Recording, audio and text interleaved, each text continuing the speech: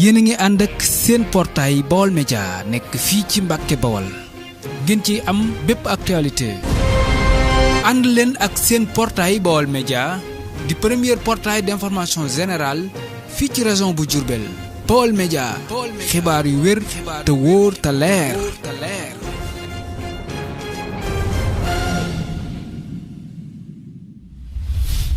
jërë ngeen jëf mbokk yi dimanche ñaar fukki fan ak juróom-benn ci mois de juin atum 2022 école franco arabe bu Nourou Mahit bu Touba Kër Ñang si njiital oustaz Pape Makoura Thiaw tey ci dimanche bi yemook ñaar fukki fan ak juróom-benn ci mois de juin atum 2022 ñu amal seen ñaareelu fan ci examen yi mbooleem candidat yi nga xam ñooy jàng ci école franco arabe bu Nourou Mahit bu Touba Kër Ñang daan nañuy door liggéey bi bu juróom-ñetti waxtu jotee ginnaaw gi nag la oustaz Abdoul Ahad Jaxate yëkkati ay kàddu ci turu oustaz Pape Makoura Thiaw ngir fesal liggéey bi nga xam ne ñu ngi koy liggéey ci dëkk bu sell bi Touba ci kanamu ki nga xam ne moo fi présenté union pour le prophète islamique tey saytu wàllum diplôme yi ginnaaw gi nag la Serigne Fallou Mbacké président conseil départemental bu Mbacké yebal délégation bu mag suñu tal Moussa Dieye ginnaaw gi la yëkkati ay kàddu ngir sant bu baax oustaz Pape Makoura Thiaw ci liggéey bu am solo bi nga xam ne mi ngi koy liggéey ci xale yi rawaati nag ci dëkk bu sell bi di Touba oustaz Pape Makoura Thiaw ñu tel école franco arabe bu Nourou Mahit bu Touba Kër Ñang ak mbooleem oustaz yi mu àndal tey dimanche ñaar fukki fan ak juróom-benn ci mois de juin atum 2022 ñu amal seen bis bu mujj ci examen yi ci wàllam diplôme seeni kàddu ñu teewlu leen. asalaamaaleykum wa rahmatullahi taala wa barakaatu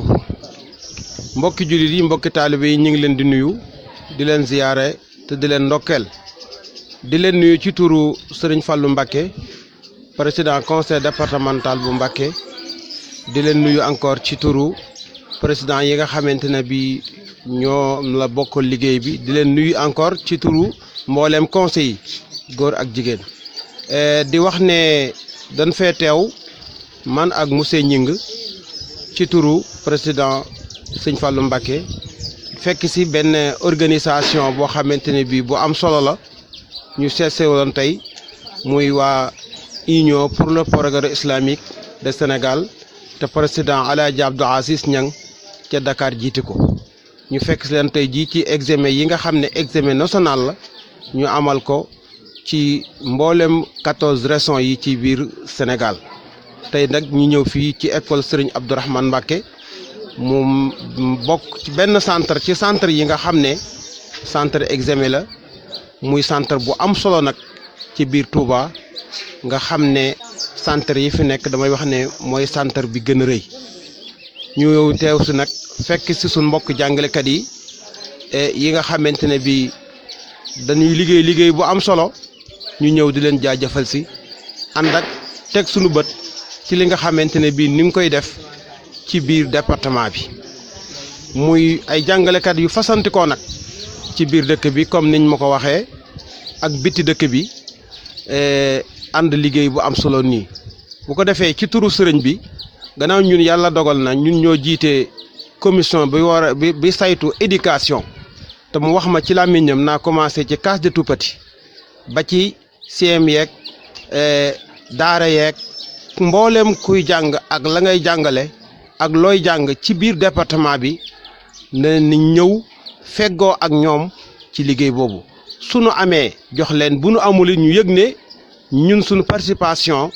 mooy ñëw feggoo ak ñoom te xam ne ñoom li ñuy def ñun ñoo ko war a def loolu la sëñ bi digle loolu moo waral suñu tànk ñëw fii ànd ak professeur monsieur Gningue macha allah muy ko am taxawaay itam di jàngale ci biir département bi di jouer itam participation bu am solo kon bu ko defee teg nañ suñu bët li ñu sëñ bi yebaloon gis nañ ko yaakaar naa bu nu demee nettali xolam dana sedd. bon sunu yéene mooy yéene sëriñ bi bu ne tànn naa leen ngeen jiital ma éducation te na ngeen commencé ci case de tout petit ak làkk national wi muy palambeeg yu kenn xamul nga xam ne bu na làkk national làkk yeeg bépp ngi ci biir na bu kenn des xëy na moyens yi ci conseil bi war a am néew na lool ba yegg ci lool nag wax dëgg yàlla ndax yëg nañ ne conseil bu Mbacké ci conseil yi ci Sénégal moo gën a néewle ab bit tey yëg nañ ne région de Diourbel buñ koy wax ci populaire yaakaar naa gannaaw Dakar rek Touba wala région de Diourbel moo fi ëpp ndax Touba gi mu boot kon buñ ne moo gën a néewle ab bit si ñu xam ko lu leer Sénégal gépp mën ko seere kon loolu leneen la waaye li ma bëgg a wax ci askan wi ñu yëkku ne li mu yëg ne war na ko bari na waaye lam ca mën naa néew waaye li nga xam ne mënee su koo tële mooy nit ki fu mu nekk nga ñëw feggoog moom boo ko joxul dara itam ñu ñëw wane ne amun luñ leen jox waaye bu nu amoon luñ leen jox leen ko lii nu amagum nag muy sunu temps ñu arrêté suñuy activité yëpp ñëw feggoog yéen ba ngeen yëg ne soxal ngeen loolu mooy sunu tànk fii tey waaye wax dëgg yàlla sunu yéene ci njàng mi mooy fi ñu ko fekkoon dun ne baaxut waaye ñu yokk ko ci bépp domaine yokk ko ci wàllu programme yokk ko ci wàllu formation ci jàngalekat yi yokk ko encore ci wàllu avenir bi former leen ba mën leen a ak gunge bañ mën a jàpp ci dara loolu mooy sunu yéene ci liggéey bi nga xamante ne bii sëñ bi sas nañu ko incha allahu taala. Conseil départemental de Mbacké est en visite au centre d'examen des écoles arabes et je suis avec Oustaz Makoura Thiaw qui est conseiller et président de la commission de l'éducation et des transports scolaires. Je suis moi-même le président de la commission jeunesse et sport et en même temps rapporteur. Hein? Oui. Voilà. Ok. Voilà, l'éducation dans une société est d'une importance capitale. En effet, l'homme a besoin d'être éduqué, d'être suivi pour exprimer son potentiel d'humanité. Sans l'éducation, l'homme ne peut communiquer, apprendre ou avoir des connaissances. Sans l'éducation, l'homme est condamné d'être resté ignorant dans l'obscurité intellectuelle. L'éducation est la clé du progrès. L'éducation permet aux enfants d'être des hommes avisés. L'éducation permet aux enfants, n'est-ce pas, d'être des hommes capables de gérer l'avenir de notre pays. L'éducation est la base même d'une société qui fonctionne dans la paix et dans l'harmonie. L'éducation également renforce bien, n'est-ce pas, la capacité d'un homme qui pourra prendre son avenir en main. L'éducation renforce la confiance en soi, mais aussi envers les autres. C'est pour toutes ces raisons que le conseil départemental de Mbacké a accordé une importance capitale à l'éducation. Et le président Serigne Fallou Mbacké, président du conseil départemental de Mbacké, a bien manifesté la volonté d'accompagner tous les établissements du département avec la construction des salles de classe, mais aussi l'appui en matériel didactique. L'enseignement arabe, les daara et les écoles coraniques ne sont pas en reste. Et Oustaz Makoura Thiaw et beaucoup de ses collègues peuvent la témoigner, n'est-ce pas? Le conseil départemental, en tout cas, est dans une dynamique d'accompagner, d'appuyer les écoles arabes, les daara et les écoles coraniques, car ils sont en train, n'est-ce pas, de faire un travail remarquable dans les enseignements apprentissages, mais également dans l'éducation religieuse des apprenants. Alors, l'éducation n'a pas de prix. Et le plus grand service que l'on peut rendre à un enfant, c'est de lui assurer une bonne éducation. Je vous remercie. Voilà, donc, vous savez que cette l'Union est une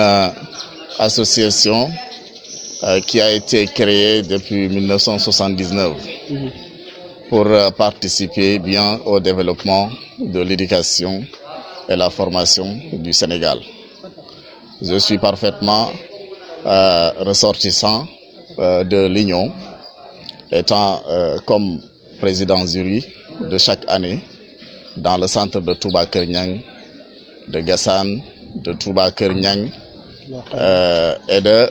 Touba Khayra. vous avez avec un nombre de 281 candidats et plus de 200 étant BFM et certificats. Cet vraiment examen, c'est l'Union qui organise chaque année sur l'étendue du territoire national. En tout cas, je remercie bien l'initiative du président départemental et son engagement pour s'impliquer vraiment les cadres de l'éducation pour la bonne marche des examens de chaque année. Je voulais également lancer un appel solennel aux autorités parce que chaque année, l'Union pour le progrès islamique du Sénégal envoie des lettres spéciales pour informer aux autorités éducatives dans les régions de bien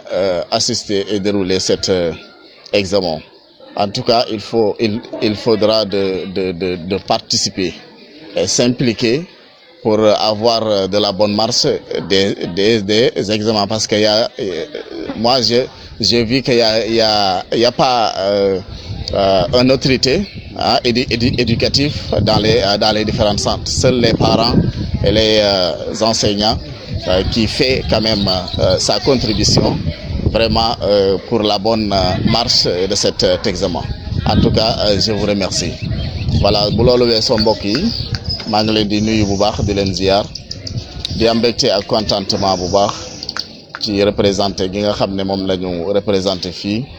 comme un envoyé spécial de l'Union pour le progrès islamique du Sénégal. yéen a ngi ànd ak seen portail Baol Média nekk fii ci Mbàkke Bawol ngeen ci am bépp actualité ànd leen ak seen portail Baol Média di premier portail d'information générale fii ci région bu Diourbel. Baol Média xibaar yu wér te wóor te leer